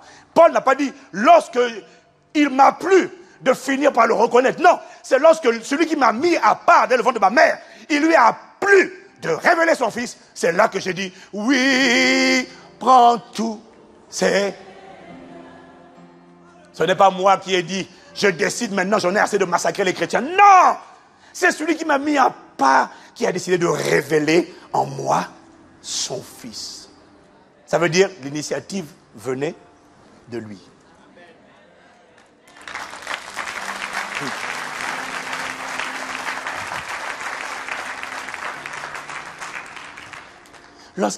Il plut à celui qui m'avait mis à part dès le ventre de ma mère de révéler en moi son Fils. Si tu es né de nouveau, ça veut dire qu'un jour, Dieu a décidé de révéler en toi son Fils. Si tu es né de nouveau, ça veut dire que Dieu l'a révélé déjà. Si tu n'es pas encore né de nouveau, mais tu te sens dans une quête. Cette quête ne date pas depuis ta naissance. Pendant longtemps, tu faisais comme si Dieu n'existait pas. Mais pourquoi est-ce qu'aujourd'hui tu sens que ton cœur, tu sens une misère, tu sens un vide? Hier, ce vide ne te gênait pas. Aujourd'hui, ce vide te trouble et te traumatise. Je suis venu te dire, il est en train de t'appeler. Il est en train de t'appeler. Ce n'est pas toi, c'est lui qui est en train de t'appeler. Quelqu'un me dit Amen. Et le moment de la révélation de son Fils, le Saint-Esprit m'a fait comprendre que le moment où il se révèle à chacun d'entre nous ne dépend pas que de Dieu lui-même. Ça dépend de l'atmosphère spirituelle qui prévaut dans l'environnement où tu habites. Mais une chose est certaine, c'est que tu ne peux pas, lorsque tu as été connu d'avance, mis de côté, choisi, tu ne peux pas quitter la terre, c'est-à-dire mourir, aller en enfer, sans avoir jamais, sans être auparavant né de nouveau. Non, tu ne peux pas. C'est pour ça que tu es encore en vie. Je vais venir là-dessus, dis seulement Amen. Le moment de la révélation. À quel moment tu reçois la révélation de Christ dans ta vie? Est-ce que c'est quand tu es enfant? Est-ce que c'est quand tu es jeune, ado plutôt, ado? Est-ce que c'est quand tu es un adulte? Est-ce que c'est quand tu es un père de famille? Est-ce que c'est quand tu es un vieillard? Il m'a dit, ça ne dépend pas que de lui. Mais ce qui est sûr, c'est que dans son programme, s'il t'a mis de côté, il finira par un moyen ou un autre par te révéler son Fils. La question c'est, à quel moment reçois-tu cette révélation? Parce que la volonté de Dieu, c'est que tu reçoives la révélation de son Fils le plus tôt possible, afin que tous les jours de ta vie, tu rachètes le temps, tu marches une nouveauté de vie avec Jésus-Christ. Mais pour certains, c'est à 80 ans. Pour d'autres, c'est à 50 ans. Et ils disent, si j'avais su plus tôt. Mais il m'a dit, en fait, la révélation de son Fils se fera si tu as été mis de côté. Mais cette révélation dépend de l'environnement. Et il m'a dit, plus l'atmosphère est dégagée spirituellement, tu vas te rendre compte, et plus les gens ont la révélation de Christ tôt. Il m'a dit, voilà pourquoi il faut prier sans cesse. Parce que plus vous priez, plus vous dégagez l'atmosphère, et plus le voile peut être déchiré. Celui qui empêche la révélation de la connaissance de Christ peut être déchiré. Et il m'a dit que plus une église est jeune, plus c'est une bonne nouvelle. Ça veut dire qu'il y a une atmosphère qui est en train d'être déchirée. Parce que Satan aimerait faire en sorte que ça se produise le plus tard possible. Voilà pourquoi Dieu dit d'aller vers la jeunesse et de prier afin que dès la jeunesse, dès le jeune âge,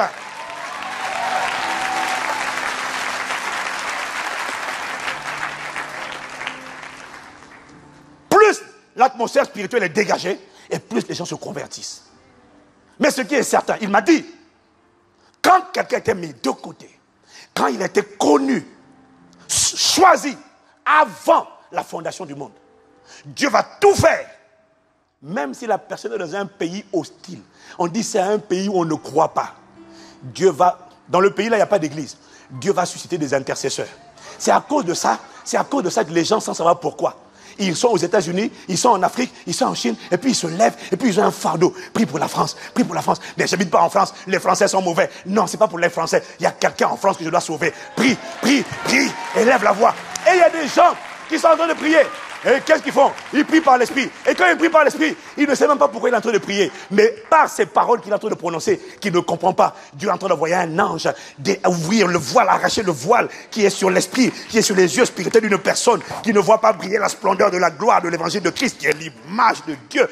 Et soudainement, cette personne, même à 80 ans, est sur un lit d'hôpital, prêt à mourir. Mais si cette personne avait été mise de côté, je suis venu t'annoncer, écoute-moi, je suis venu t'annoncer. Il y a des gens, tu ne sais pas, il y a des personnes, tu ne sais pas qu'elle a donné sa vie à Jésus. Tu n'étais pas là quand elle est partie. Mais si elle était mise de côté, Dieu a le moyen de se révéler à quelqu'un juste avant son dernier souffle. Pourquoi? Il a été mis de côté.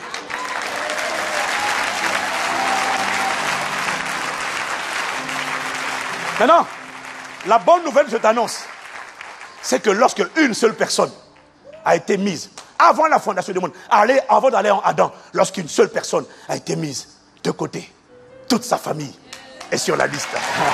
Selon qu'il est écrit, crois au Seigneur Jésus et tu seras sauvé, toi et toute ta famille. Oh, dis-moi amen.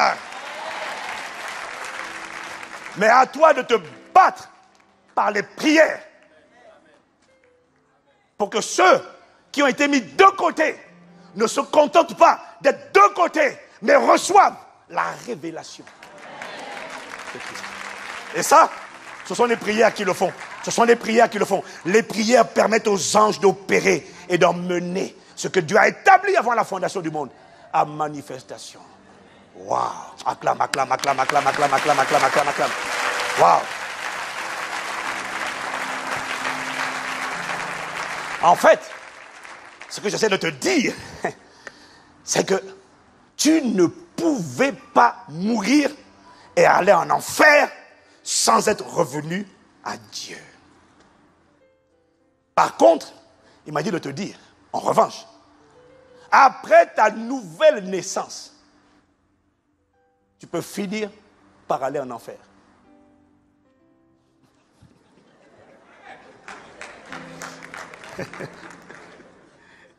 En bon, c'est une contradiction ça. Je répète. Tu ne pouvais pas mourir et aller en enfer sans être venu à Dieu, sans être né de nouveau. Dis Amen. Ça, moi, tu es d'accord, non? Par contre, une fois que tu es né de nouveau, tu peux quand même finir par aller en enfer.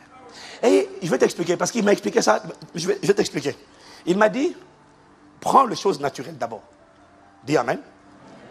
Il m'a dit, la naissance d'un enfant n'est pas le résultat des efforts de cet enfant. Tu n'as pas fait d'efforts pour venir au monde. Celui qui a fait des efforts pour venir au monde, ceux qui ont fait des efforts, ce sont les parents, pas toi. C'est ton père biologique qui a pris l'initiative de te faire naître. C'est pas toi.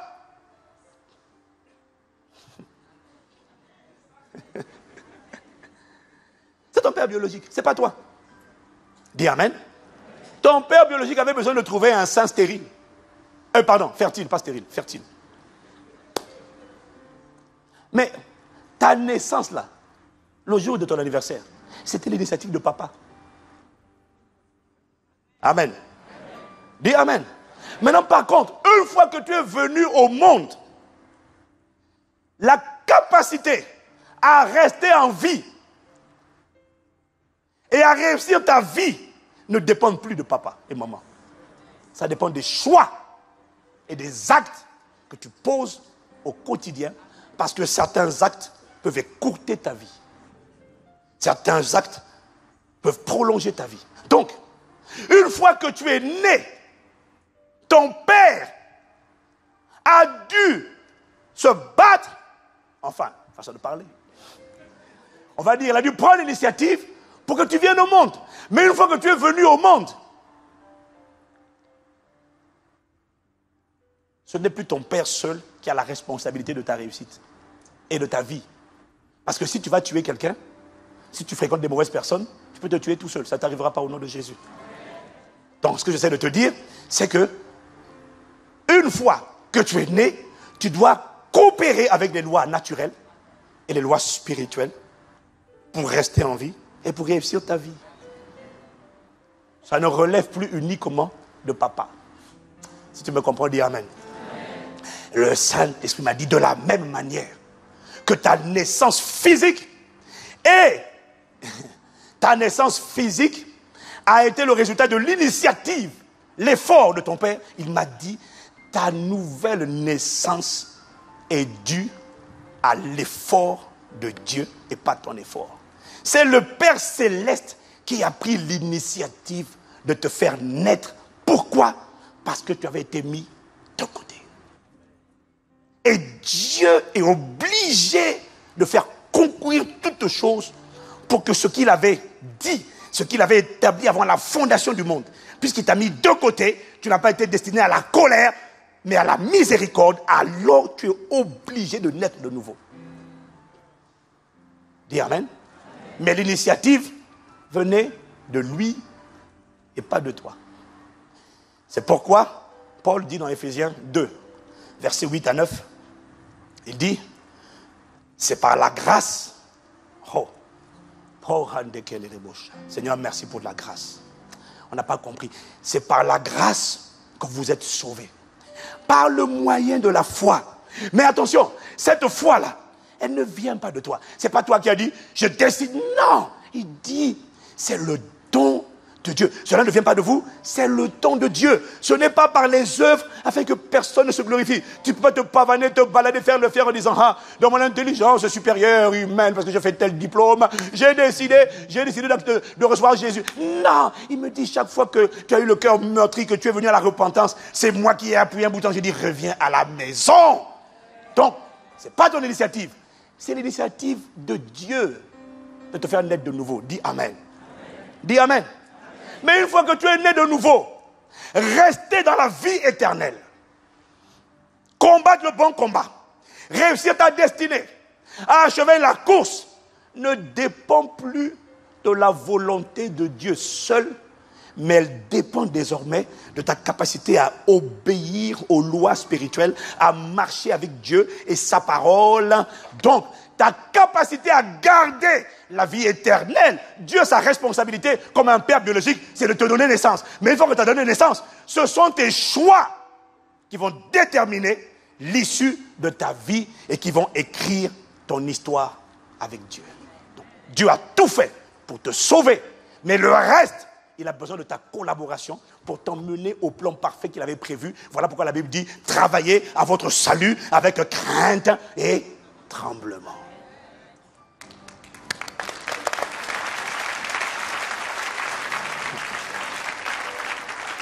Dis avec moi, waouh. Donc, qu'est-ce que j'essaie de dire? Tu vois, Dieu était avec toi. Le Saint-Esprit m'a dit, ça n'a pas commencé maintenant. Ça a commencé avant. Parce que je te connaissais déjà. Je t'avais choisi avant la fondation du monde. Parce que je t'avais aimé. Je t'avais prédestiné. Je t'avais appelé. Je t'avais justifié, glorifié. J'étais programmé pour ma gloire. Tout ça quand? Avant la fondation du monde. Il m'a dit ça. C'est ce que tu dois comprendre.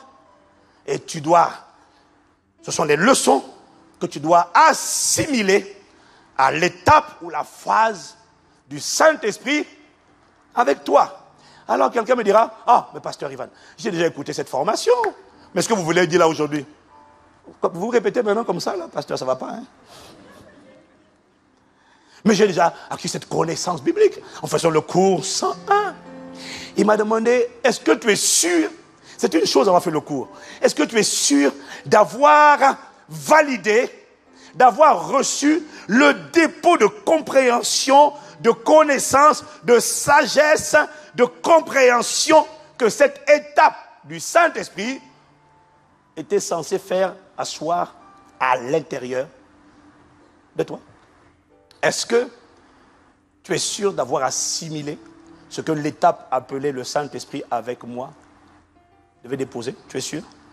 Parce qu'il m'a dit, ceux qui ont compris et qui ont réussi l'étape du Saint-Esprit avec moi. Dis avec moi, répète, le Saint-Esprit avec moi. Dis, répète avec moi, il était avec moi. Il m'a dit, ceux qui ont bien compris et réussi cette étape, ce sont des personnes qui vivent tout le reste de leur vie chrétienne dans un sentiment permanent de gratitude. Tous les jours, ils sont reconnaissants. Ils sont reconnaissants parce qu'ils savent qu'ils ne méritaient rien. Pourquoi? Parce qu'ils sont conscients de ce que Dieu a fait d'eux n'est que les états de la grâce. Pourquoi te vanter de là où tu es, des dons spirituels, du fait d'aider de nouveau, du fait que tu as l'onction, tu as des dons spirituels? Quand tu te vantes, c'est parce que tu n'as pas compris qu'en fait, ceux qui ont compris sont remplis de gratitude. Ceux qui ont compris sont extrêmement humbles. Tu sais pourquoi? Parce qu'ils savent, ouf, il s'en est fallu de peu. Parce que la réalité, c'est qu'il aurait pu prendre quelqu'un d'autre. J'aurais pu faire partie, puisque ça ne dépend pas de toi. Ce n'est pas toi, ce n'est pas ta volonté, tu n'étais même pas né, tu n'existais même pas. Mais quand il t'a créé, il y en a, il a mis à la casse. Puis il y en a, il a dit, lui, je mets de côté, il servira comme modèle d'exposition. À travers lui, on verra ma gloire. Les autres, Pharaon, lui, je l'ai créé. J'ai dit, lui, c'est un punching ball. Il veut cogner. On va voir que le Dieu, là, il est capable de... Il est tout puissant et il peut terrasser même quelqu'un qui est l'homme le plus puissant du monde. Toi, je t'ai créé. Toi, va là-bas, c'est un peu la casse. Mais Ivan, c'est de côté. Wow. Mais tu sais que tu aurais pu... Est-ce que tu réalises, quand tu as été choisi, on t'a mis de côté. Est-ce que tu reconnais qu'on aurait pu mettre... On t'aurait pu te mettre à gauche, on t'a mis à droite. Si tu es conscient de ça, tu dis juste merci. Tu ne revendiques plus rien. Les personnes qui ont réussi cette étape du Saint-Esprit avec vous et qui ont compris sont des personnes qui sont toujours reconnaissantes, sont des personnes qui sont humbles, sont des personnes qui reconnaissent que c'est déjà une grâce d'avoir expérimenté le plus grand miracle du monde. C'est déjà une grâce. Et ce sont des personnes qui valorisent la grâce et qui ne banalisent pas la grâce, c'est-à-dire qui ne jouent plus, ne plaisantent plus avec le péché. Ce sont des personnes qui ne disent pas non, je suis trop faible. C'est des personnes qui comprennent que Dieu s'est battu. Il a utilisé toutes sortes de circonstances pour que je naisse de nouveau. Mais ils ont compris aussi que le fait d'être né de nouveau ne veut pas dire que c'est fini. Parce que je peux quand même, si je fais les mauvais choix, aller en enfer. C'est ce qu'on appelle rétrograder. Mais ce sont des personnes qui ont dit non. Il m'a mis de côté. Je vivrai de côté. Je me sanctifierai et je ne recevrai pas la grâce en vain. La grâce de Dieu dans ma vie ne sera pas vaine. Mais le but qu'il a prévu, me faire ressembler à Christ. Seigneur, accorde-moi la grâce d'y parvenir. J'accepte de collaborer avec toi pour te ressembler et pour manifester tes desseins dans ma génération. Ce que j'essaie de dire, c'est que les personnes qui ont compris et qui ont réussi l'étape du Saint-Esprit avec eux sont des personnes qui ne murmurent pas, qui ne se plaignent pas. Il m'a dit, votre génération, vous vous plaignez trop. Ah, mon travail, ça tarde. Ah, mon mariage, ça tarde. Ah, mon boulot, ça tarde. Ah, je ne suis pas content. Ah, c'est comme ça. Tu es une enfant gâtée. Tu as oublié que tu aurais pu ne pas être mis de côté et te mis à la casse quand tu es conscient de ce que, au moins, on t'a mis de côté. Même si, sur la terre, ce que j'espère, ce que j'attends de voir, je ne le vois pas. Les personnes qui ont réussi cette étape disent déjà merci. Oh, déjà au minimum, déjà le minimum tu l'as fait. Oh, merci, merci. Tu m'as au moins mis de côté. Peut-être que je ne vois pas les promesses que je vais avoir. Peut-être que je ne vois pas le travail, le mariage, le boulot, l'élévation, la promotion, la distinction, la santé. Toutes ces choses sont éphémères. Elles sont seulement pour ce monde qui passe. Mais au moins, tu as assuré l'essentiel, mon éternité, en me mettant de côté. Oh, je suis reconnaissant pour de côté. Merci pour de côté. Merci pour de côté. Merci pour de côté.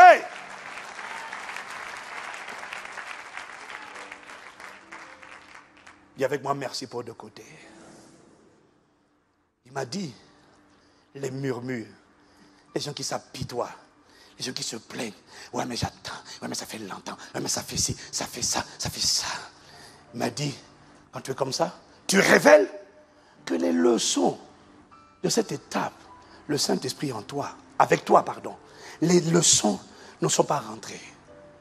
Tes murmures, tes plaintes, tes agitations, tes gesticulations sont une forme d'hypocrisie et pas d'hypocrisie, mais surtout d'ingratitude, d'incapacité à dire merci. Est-ce que tu sais que j'aurais pu ne pas te choisir? Alors, quoi que ce soit que Dieu ait fait, qu'il ait manifesté ou qu'il n'ait pas manifesté, merci de ce que tu m'as mis de côté. Béni soit ton nom, béni soit le nom du Seigneur, béni soit ton nom, béni soit le nom du Seigneur, béni soit ton gloire, béni soit le nom. Que tu fasses ou tu ne fasses pas, béni soit. Voilà ce que je dirais au plus profond de moi. Béni soit. Je suis simplement reconnaissant. Béni soit ton gloire. Parce que tu m'as choisi. Tu aurais pu choisir quelqu'un d'autre. Béni soit. Je veux exprimer, Père, ma gratitude. Béni soit ton nom.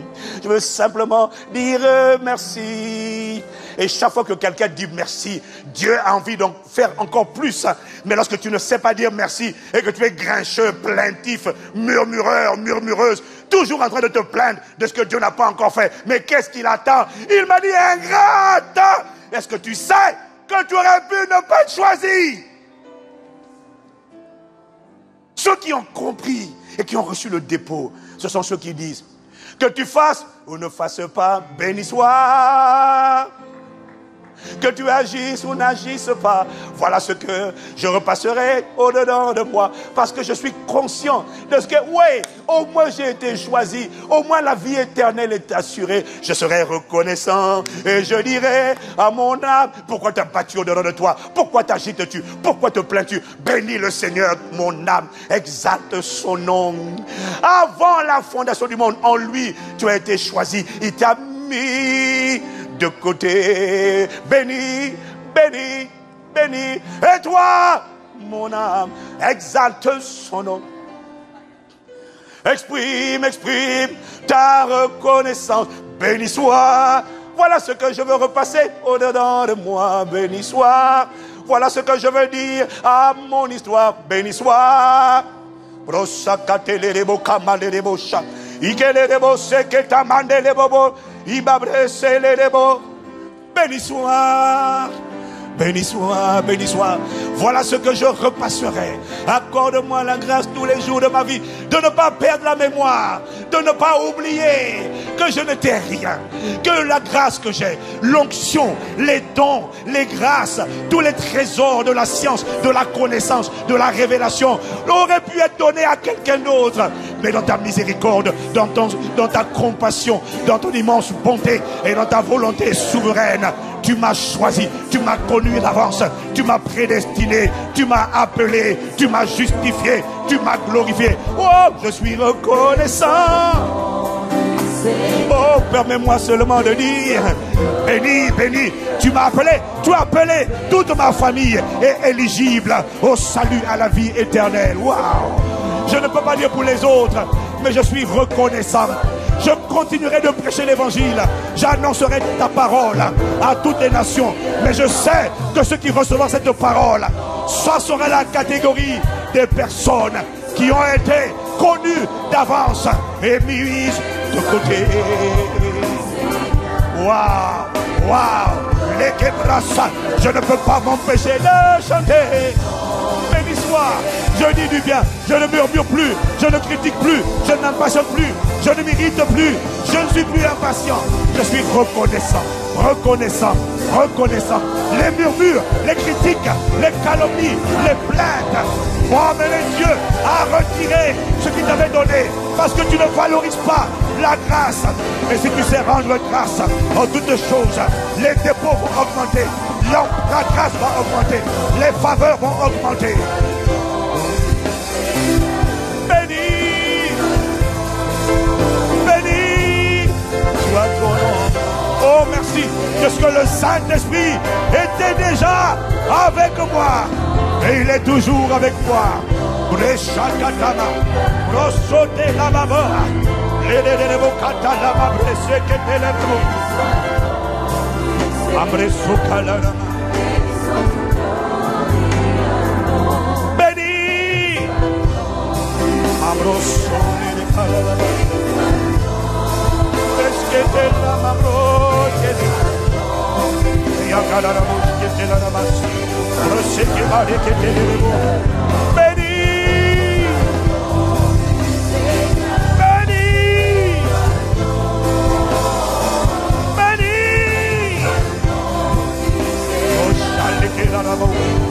Oh, pardon pour les murmures. Pardon pour n'avoir pas réussi, pour avoir échoué à l'étape du Saint-Esprit avec toi. Parce que quand tu as réussi cette étape, tu marches dans la gratitude, tu marches dans l'humilité, tu marches dans la gratitude. Oh, tu marches dans la valorisation de la grâce. Tu ne te sers plus de la grâce pour dire je suis trop faible, le péché est trop fort. Non, tu dis la grâce m'a mené à la respiration divine, à la vie éternelle. J'honorerai la grâce parce que je sais que l'histoire n'est pas finie. Il faut que j'achève la course. Dieu a pris la responsabilité de me faire venir au monde par la nouvelle naissance. Je dois collaborer. Je ne banalise pas, je ne sous-estime pas, je ne méprise pas la grâce. Oh, accorde-moi la grâce d'être tellement reconnaissant, de montrer ma gratitude par mon obéissance. Béni, béni, et jamais les mots, laissez aller.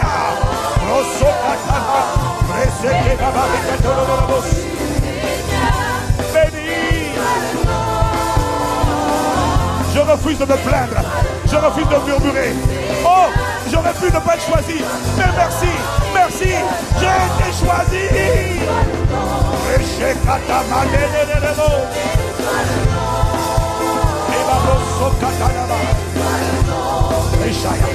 C'est par la grâce, c'est par la main tendue, c'est par la main tendue que vous avez été sauvés, par le moyen de la foi. Ce n'est point par les œuvres. C'est un don de Dieu. Ce n'est point par les œuvres. Ça ne vient pas de vous. C'est le don. C'est le cadeau. C'est le cadeau. C'est le cadeau. C'est le cadeau. Destiné non pas à être envoyé à la casse, non pas à la colère, mais destiné à être mis sur la vitrine. Sur la vitrine, afin d'être un modèle d'exposition de la gloire de Dieu. Oh, accorde-nous la grâce de réussir cette étape. Tu réussis cette étape lorsque tu cultives ce caractère, cette attitude d'humilité, de gratitude permanente et de valorisation de la grâce.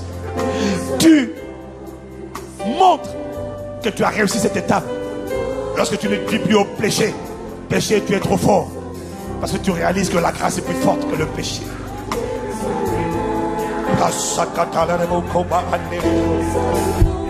Wow. J'aurais pu passer de l'autre côté, pas à cause de mes œuvres, mais à cause de ton amour et de ta miséricorde seule, à cause de ta souveraineté, de tes compassions. Avant de nous envoyer en Adam, nous sommes reconnaissants de ce que tu nous avais mis de côté. Il y a une personne ici qui a été mise de côté, mais qui n'a pas encore eu la révélation de Christ. Aujourd'hui, le Saint-Esprit te donne cette occasion. Tu n'es pas là où tu es par hasard. Assurément, si tu es là, c'est que ton cœur a été poussé à te connecter en ligne ou à venir physiquement dans la présence de Dieu. C'est lui qui est en train de pincer ton cœur et de te dire: viens. Et maintenant, il veut te révéler son Fils, afin que son Fils ne soit plus seulement avec toi, mais que Christ soit désormais en toi. Y a-t-il une personne qui veut lever la main? Sur Internet, vous cliquez sur le bouton. Y a-t-il une personne qui veut dire: je veux revenir à la maison? Je reconnais que tu m'appelles. Je reconnais que tu m'appelles. Lève bien la main, bien haut, bien haut, bien haut. Bien haut. Toi qui lèves la main, je te prie, mon frère, ma soeur, bien haut. Prends ton sac, prends tes affaires, viens devant tout de suite. Tout de suite. Tout de suite. Tout de suite. De toutes les salles de ce site. Affluez, affluez. Prenez vos affaires, ne laissez pas vos affaires. Prenez vos affaires. Prenez vos affaires. Est-ce qu'on peut acclamer, acclamer, acclamer? Viens, vite, vite, vite, vite, vite, vite.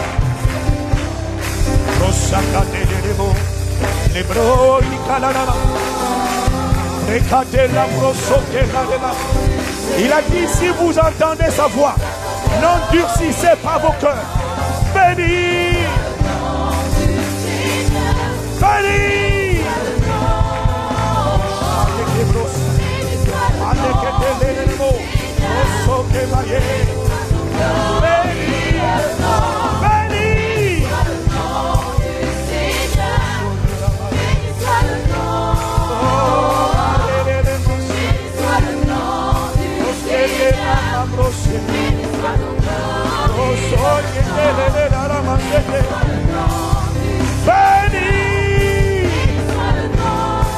Tu m'as gardé en vie jusqu'à ce jour.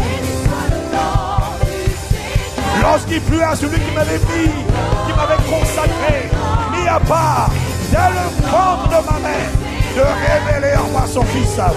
Aujourd'hui est le jour de la révélation du Fils, de la révélation de Jésus-Christ, la révélation.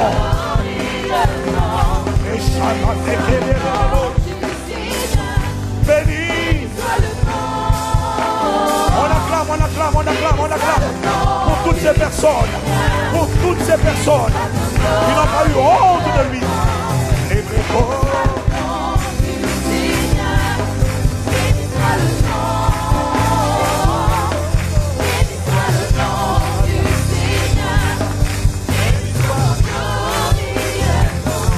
ils arrivent encore. Mettez par la droite, écartez par la droite, par la droite.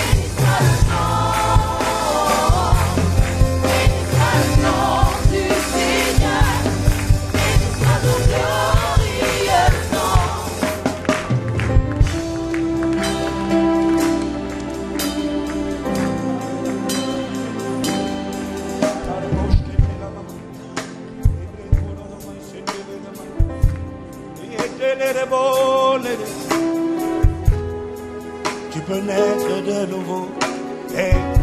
tout recommencer. Tu peux balayer ta vie passée. Tu peux naître. Tu peux naître de nouveau. Tu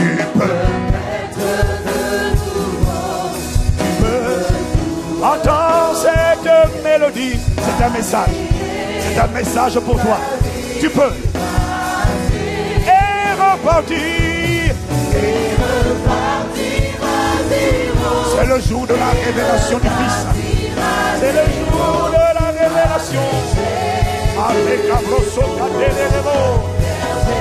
je sens les compassions et la grâce de Dieu répandue dans cet endroit. Au nom de Jésus, de la tête aux pieds, touche chaque personne. Yes, qui était là-bas. Yes, qui était là-bas. Feu de Dieu. Un nouveau cœur. Un nouveau cœur t'est donné aujourd'hui. C'est le jour du salut. C'est le jour de la révélation. C'est un jour de délivrance. C'est un jour où les ténèbres s'enfuient sur ta vie. Tu peux repartir.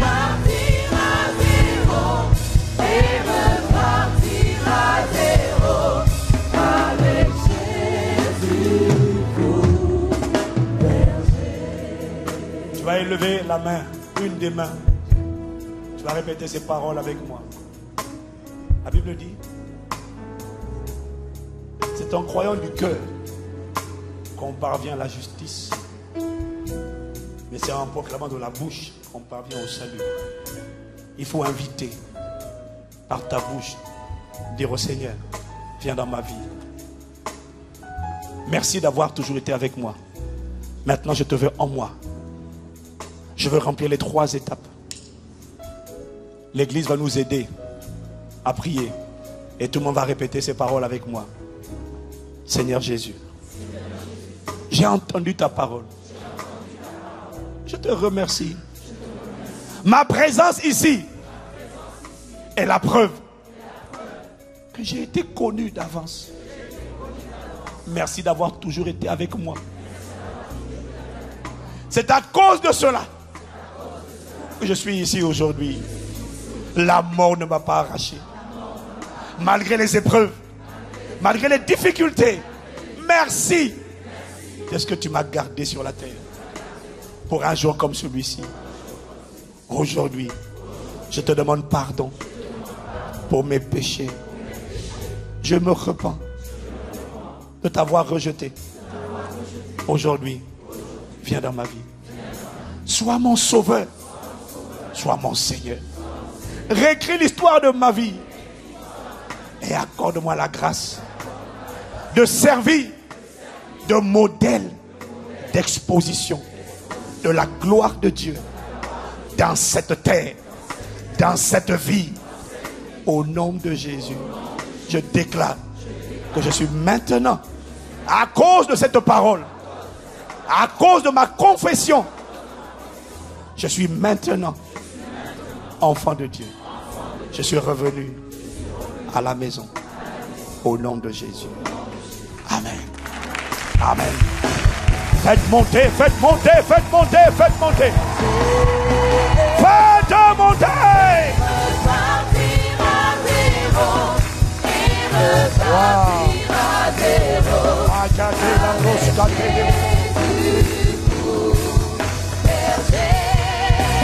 Et repartir à zéro. Repartir à zéro avec Jésus pour berger. La régie m'annonce qu'il y a eu 102 clics sur Internet. 102 personnes. En un seul culte, 102 personnes ont répondu. Est-ce que ça ne mérite pas mieux que ça? Il y a de la joie. Il y a de la joie. Il y a de la joie dans le ciel.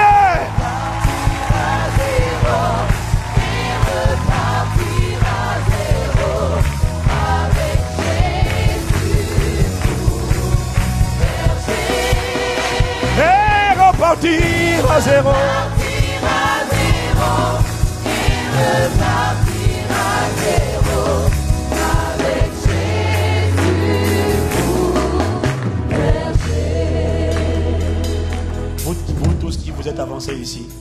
Ce jour est le jour le plus important de votre vie.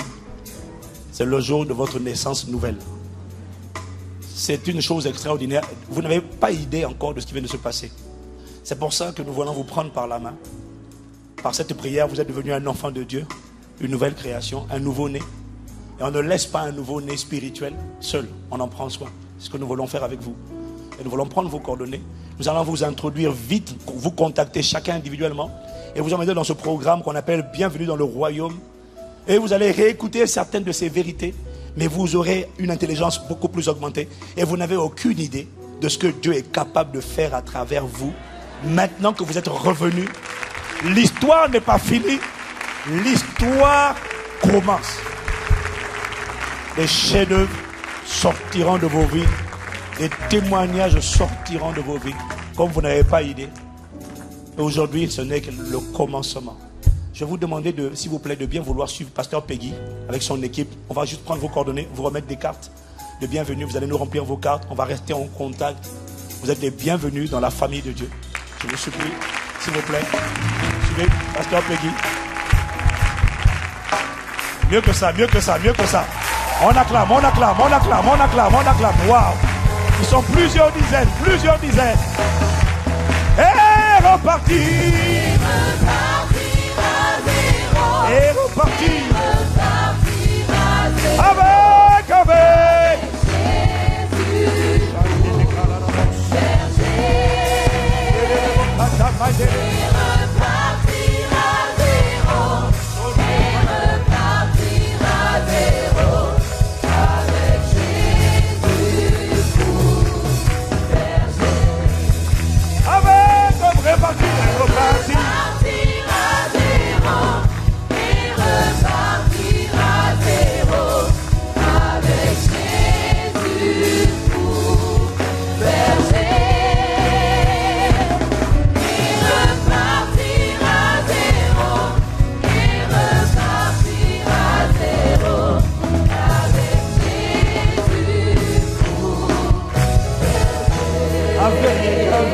Avec. Avec Jésus pour berger. Avec Jésus pour berger. Répète seulement ces paroles avec moi. Seigneur Jésus, merci. Père, merci. Tu aurais pu choisir quelqu'un d'autre et ne pas me choisir. Merci. Rends-moi conscient de cette parole, de cette vérité.